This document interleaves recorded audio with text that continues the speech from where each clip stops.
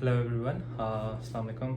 मैंने ये वीडियो बहुत पहले ही बना दी थी वीज़ा इंटरव्यू के रिकॉर्डिंग के हवाले से, लेकिन वीडियो एडिट हो नहीं सकी और उसका इंट्रो मैं कर नहीं सका। तो मैंने अपने वीज़ा इंटरव्यू के बारे में, लाइक के स्टूडेंट वीज़ा के प्रोसेस के बारे में मैंने बता ही दिया ऑलरेडी।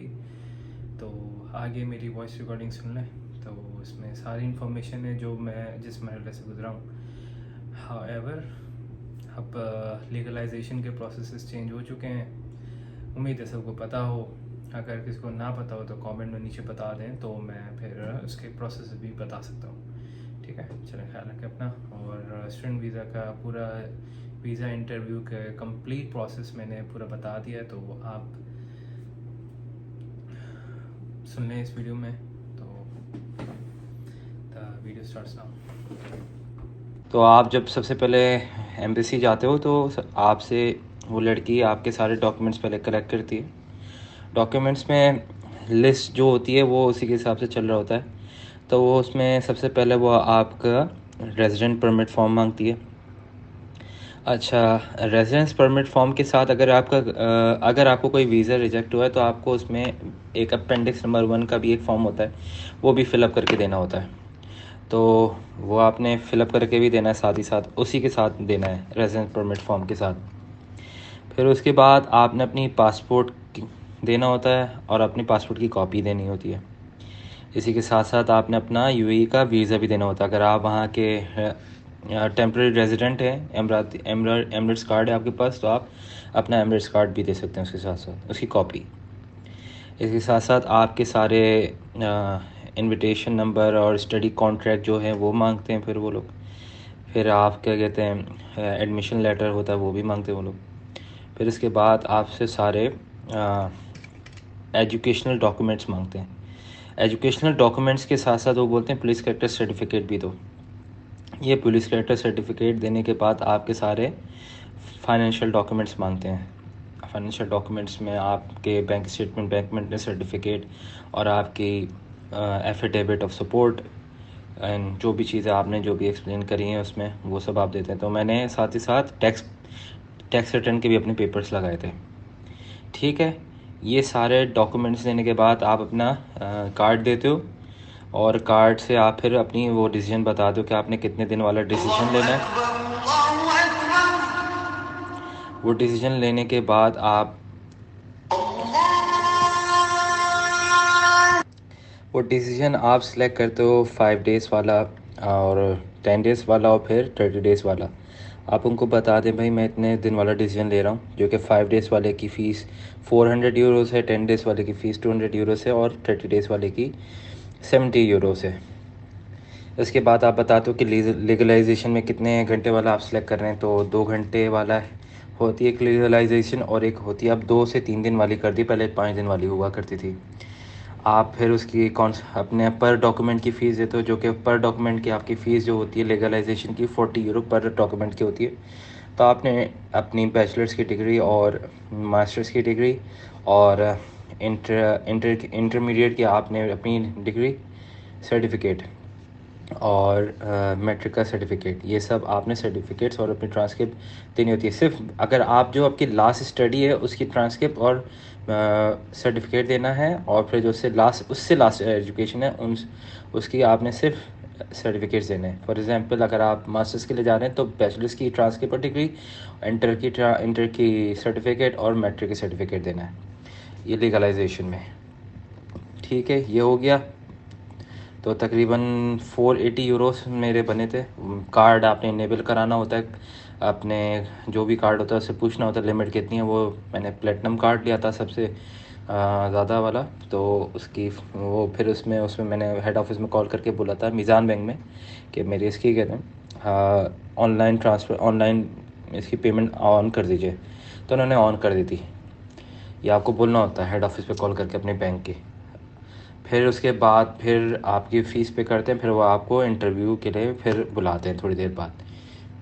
यहाँ तक मैं बता दी। यहाँ अब मैं इंटरव्यू के बारे में एक्सप्लेन करता हूँ। अच्छा, इंटरव्यू में सबसे पहले आपके साथ जो सवाल होता है वो आपसे पूछता है कि व्हाट्स योर नेम। सो आपने अपना नाम बताना है। मेरा नाम ये है, پھر اس کے بعد آپ کی سٹیزن شپ کے بارے میں پوچھتا ہے کہ آپ کی سٹیزن شپ کیا ہے، پاکستان ہے جیسے کہ. پھر آپ کی یونیورسٹی پوچھتا ہے کہ کون سی یونیورسٹی ہے آپ کی. تو میری یونیورسٹی ریگا ٹیکنیکل یونیورسٹی تھی. پھر آپ سے پوچھتا ہے کہ آپ کا لیول آف ایجوکیشن کیا ہے، تو آپ نے کہاں تک پڑھا یعنی کہ. تو میں نے بتایا کہ میری level of education I have completed bachelors degree. تو اس نے پوچھا اوکے ان وچ پروگرام. سو میں نے بتایا کہ میرا پروگرام کمپیوٹر سائنس تھا. اس نے بولا اوکے. تو اس نے پھر یہ پوچھا کہ وائی ریگا ٹیکنیکل یونیورسٹی. تو میں نے بتایا کہ لیٹویا میں جو اچھی یونیورسٹی ہے آئی ٹی کی فیلڈ کے حساب سے تو وہ ریگا ٹیکنیکل یونیورسٹی ہے، اور میری ریلیونٹ فیلڈ ہے اور مجھے کہتے ہیں یہ پسند ہے کہتے ہیں یہ یونیورسٹی، کیونکہ اس کی کہتے ہیں رینکنگ بھی اچھی ہے بالٹک ریجنس میں. سو ٹاپ 5 میں آتی ہے یہ. اس کی رینکنگ نمبر 4 ہے. سو اس کے بعد پھر اس نے مجھ سے پوچھا کہ آپ لیٹویا کے علاوہ دوسری اور کنٹریز کیوں نہیں آپ نے سلیکٹ کری. تو آپ بتاتے ہیں کہ اب اس کا جواب آپ اپنے حساب سے دے سکتے ہیں. جو میں نے جواب دیا تھا یہی دیا تھا کہ لیٹویا جو ہے کنٹری وہ ادر یورپین کنٹریز سے کافی اکانومیکل ہے، افورڈیبل ہے ٹو لیو ان اینڈ اور فار اسٹوڈنٹس کے لیے بھی. تو اس وجہ سے میں نے لیٹویا سلیکٹ کری. اس نے کوئی مجھ سے کراس کوشچن اس میں دکھا کہ یہ بھی تو ہو سکتی تھی، آپ نے یہ کیوں نہیں سلیکٹ کری. تو یہ بھی کرتے کافی اسٹوڈنٹس ہے، یہ بھی کیا تھا. جیسے کہ پولینڈ ہے، پولینڈ کا پوچھتے کہ پولینڈ بھی تو سستی ہے، آپ وہاں کیوں نہیں گئے. تو آپ اپنے حساب سے اس کا جواب دے سکتے ہیں. تو پھر اس کے بعد وہ پوچھتا ہے کہ آپ فیوچر میں شنگن کنٹری کبھی جائیں گے کہیں. تو اس نے بولا، میں نے اس کا یہی جواب دیا کہ at the moment I haven't made up my mind but later in future if I get a chance I will surely pay a visit there. پھر اس کے بعد اس نے یہی پوچھا کہ آپ نے کہتے ہیں آخری 5 سالوں میں کہیں وزٹ کیا. پھر اس کا یہی جواب دیا کہ میں 3 وزٹ کر چکا ہوں آؤٹ آف کنٹریز. تو میں نے یہ سب بتا دیا، وہ منتھ کے ساتھ ساتھ ایئر بھی بتا دیا. اس نے بولا ٹھیک ہے. میں بولا آپ کا، اس کے بعد وہ سوال کرتا ہے کہ آپ کا ویزا کبھی ریفیوز ہوا ہے. تو میں نے بتایا کہ بھائی میرا یہ کنٹری کا ویزا ریفیوز ہوا ہے. اس نے بولا اچھا اس کی کیا وجہ ہو سکتی ہے. تو میں نے یہ بھی بتایا کہ یہ وجہ تھی. تو اس نے بولا ٹھیک ہے. پھر اس نے بولا کہ آپ نے کبھی ملٹری فورسز میں کبھی سرو کیا ہے. تو میں نے اس کا یہی جواب دیا کہ نہیں، میں نے کبھی نہیں کیا. تو اس کے بعد آپ نے پوچھا، پھر یہ پوچھتا ہے کہ وہ آپ سے کہ آپ کو کوئی کرمنل ریکارڈ ہے یا کچھ ایسا آپ کی کوئی ایکٹیویٹیز ہیں. میں نے بولا نہیں، میری ایسی کچھ ایکٹیویٹیز نہیں ہیں. ٹھیک ہے. تو اس نے یہ پوچھا کہ افغانستان، عراق، اور اس نے کافی کنٹریز لی، افغانستان، عراق، جو بھی وار کنٹریز ہوتی ہیں وہ سب کے نام لیے. تو پھر میں نے یہی بتایا کہ نہیں، میں نے ان سب کنٹریز کو کبھی وزٹ نہیں کیا آج تک. پھر اس نے میرے فادر کا نام پوچھا، جو میرے فادر کا نام تو میں نے بتایا. پھر ان کی ڈیٹ آف برتھ بھی پوچھی. پھر یہ کہ انہوں نے میری مدر کی بھی ڈیٹ آف برتھ پوچھی، ان کا نام پوچھا. پھر اس نے مجھ سے پھر سے سوال کیا کہ آپ کی ہائیسٹ کوالیفیکیشن کیا ہے. میں سوچ رہا تھا کہ میں بولوں کہ ابھی تو بتایا، لیکن خیر میں نے نہیں بولا.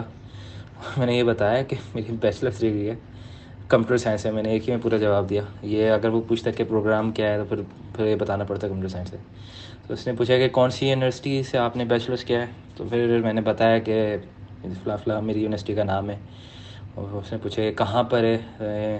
میں نے وہ بتایا کہ جس شہر میں میں رہتا ہوں کراچی، وہیں پر ہی ہے یہ یونیورسٹی. میں بولا ٹھیک ہے. آپ کے پاس کتنے فنڈس ہیں آپ کے بینک میں. تو میں نے یہ بتایا کہ میں نے بائی دا ٹائم میں نے have took out the bank statement from the bank, تو میرے پاس اتنے پیسے بن رہے تھے جو کہ اتنے یوروز ہوتے ہیں. اب میرے پاس بالکل فیس دینے سے پہلے، جو کہ لیگلائزیشن کی اور کونسلر کی فیس اور ویزا ڈیسیجن کی فیس سے پہلے میرے پاس اتنے پیسے تھے جو کہ یوروز میں اتنے بنتے.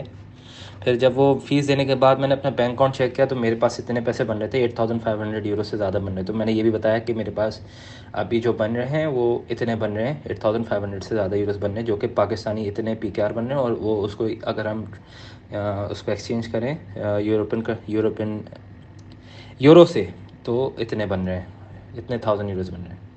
اس نے پھر یہ پوچھا کہ اوکے. اس نے پھر مجھ سے میرا بینک اکاؤنٹ بھی کہتے ہیں بولا کہ آپ کے پاس بینک اکاؤنٹ ہے اپلیکیشن ابھی. میں نے بولا ہے. اس نے بولا ٹھیک ہے کھول کے دکھائیں گے آپ؟ اس نے بولا اچھا. تو میں نے کھول کے میں نے بولا یہ دیکھیں میرا بینک اکاؤنٹ ہے, یہ میری فیس آئی ڈی سے کھلتا ہے. تو میں نے فیس آئی ڈی سے اس کو اپنا بینک اکاؤنٹ کھول کے دکھایا. پھر اس نے میں نے بتایا دیکھیں میرے پاس اتنے فنڈس پڑے ہوئے ابھی. بولا ٹھیک ہے. پھر اس نے بینک مینٹنس سرٹیفکیٹ پہ مجھ سے پوچھا تھا کہ آپ کا پریمیم بینکنگ یہ میں نے تو میزان بینک بہت سارے دیکھے, آپ کسی کا پریمیم تو تھا نہیں. تو میں نے بولا کہ ایکچولی میرے پاس اتنے فنڈ سے زیادہ پیسے تھے جس کی وجہ سے ہم کہتے ہیں وہ پریمیم کسٹمر بن جاتے ہیں بینک کے, تو پھر ہمیں یہ کارڈ مل جاتا. اس نے بولا اچھا یہ کارڈ دکھائیں گے آپ مجھے اپنا؟ تو میں نے اپنا کارڈ نکال کے دکھایا. اس نے بولا ٹھیک ہے. پھر اس نے یہ پوچھا کہ آپ کا اسپانسر کون ہے؟ تو میں نے بتایا کہ میرے اسپانسر میرے فادر ہیں. اس نے بولا اچھا وہ کرتے کیا ہیں؟ میں نے بتایا کہ وہ یہ کمپنی میں کام کرتے ہیں اور یہ ان کی پوزیشن ہے اور اتنے عرصے سے کام کر رہے ہیں. اس نے بولا ٹھیک ہے. تو اس نے یہ پوچھا کہ آپ کے فادر نے کیسی فیس پے کری؟ میں نے بتایا کہ میرے فادر نے بینک کے تھرو پے کری ہے.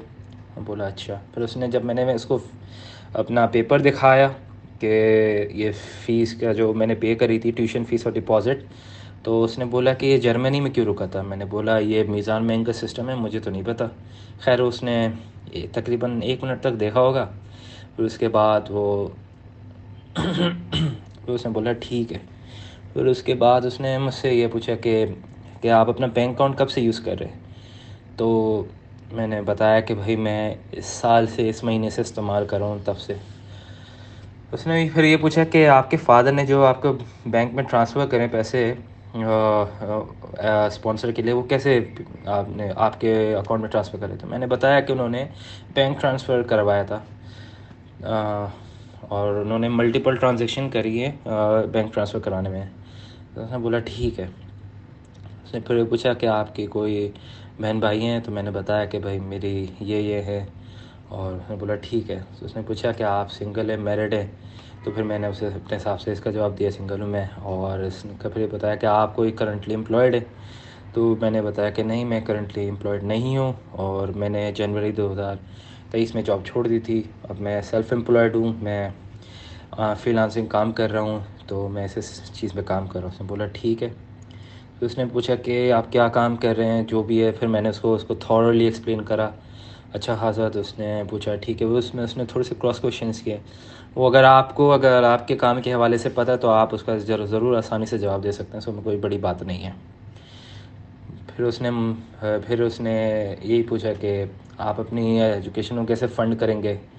تو میں نے بتایا کہ میرے فادر کی جو سیونگس ہیں اس سے, اور کہتے ہیں اگر فیوچر میں ہمیں کوئی ضرورت پڑی تو اس پیسے میں کر دوں گا. پھر اس کے بعد اس نے یہ سوال کرایا مجھ سے کہ بلکہ بس یہاں تک تھا, اس سے زیادہ شاید سوال نہیں تھے. ایک سیکنڈ میں دیکھتا ہوں. یس ہاں بس اتنے ہی سوالات تھے اور بس یہی تھا سارا انٹرویو میرا جو آج ہوا تھا. خیر اس نے یہ بھی پوچھا تھا کہ آپ نے ایڈمیشن کیسے لیا یہ RTO میں. تو میں نے اس کو پورا بتایا کہ بھائی ہم جب ایڈمیشن کھلا تھا تو 15 ستمبر کو کھلا تھا, تو پھر 15 ستمبر کو میں نے فیس پے کری. پھر اس کے بعد میرا ایک انگلش انٹرویو ٹیسٹ ہوا. اس کے بعد پھر ہمارا ایک کہتے ہیں انٹرنس ایگزامینیشن ٹیسٹ ہوا. اس کے بعد پھر ہم نے وہ AICC سے کلیئرنس کے بعد پھر ہم نے جا کے AICC سے کلیئرنس کے بعد پھر ہمیں جا کے ایڈمیشن ملا. پھر ہم نے اپنی ٹیوشن فیس اور ڈپازٹ فیس پے کرنے کے بعد پھر انہوں نے ہمیں انویٹیشن نمبر دیا. یہ پورا پروسیس تھا. تو اس نے یہ بھی پوچھا تھا مجھ سے. ٹھیک ہے, یہ پورا آج کا انٹرویو تھا میرا. تو اگر آپ کو کوئی اور سوال ہے تو ضرور بتائیے گا.